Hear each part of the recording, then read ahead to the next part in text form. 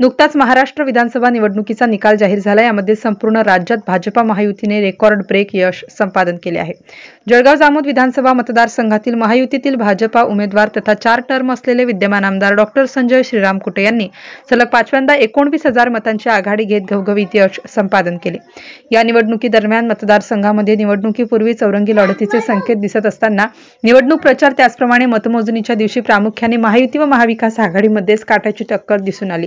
जळगाव जामोद मतदारसंघात जातीय समीकरण लागू होणार अशी चर्चा असताना मात्र गेल्या 20 वर्षांपासून येथे झालेली विविध विकास कामे, सर्वसामान्य नागरिकांच्या समस्या व महायुतीचे सरकार स्थापन झाल्यापासून केंद्र सरकार व राज्य सरकार राज्याच्या सर्वांगीण विकासासाठी आणि येथील नागरिकांच्या कल्याणासाठी सरकार वचनबद्ध आहे।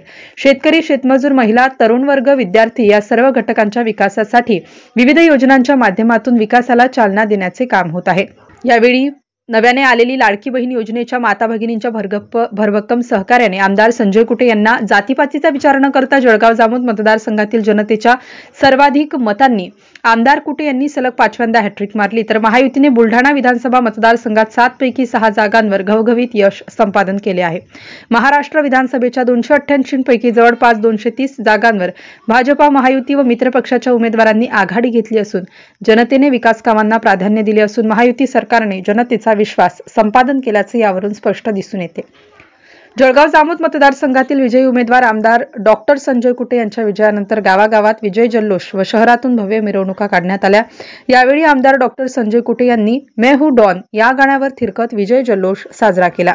MCN न्यूज मराठीकरिता रवींद्र शिरस्कार, जळगाव, बुलढाणा।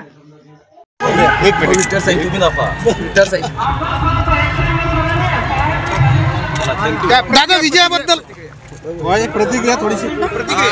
जनता जनार्दनाचा विजय आहे। त्यांनी जो विश्वास, प्रेम, आपुलकी, जिव्हाळा या 4 टर्ममध्ये मी केलेले कामं याला पाठिंबा जो जनतेला ही जनतेने निवडणूक उचलली होती आणि जनतेने जिंकून दिली। मी जनतेचा जनार्दनाचा खूप मनापासून आभारी आहे, त्यांचा धन्यवाद मानतो। आणि कार्यकर्त्यांनी ज्या पद्धतीने संयमितपणे संयम घालू न देता ज्या पद्धतीने कार्यकर्त्यांनी लढाई केली, शांततेमध्ये कार्यकर्त्यांनी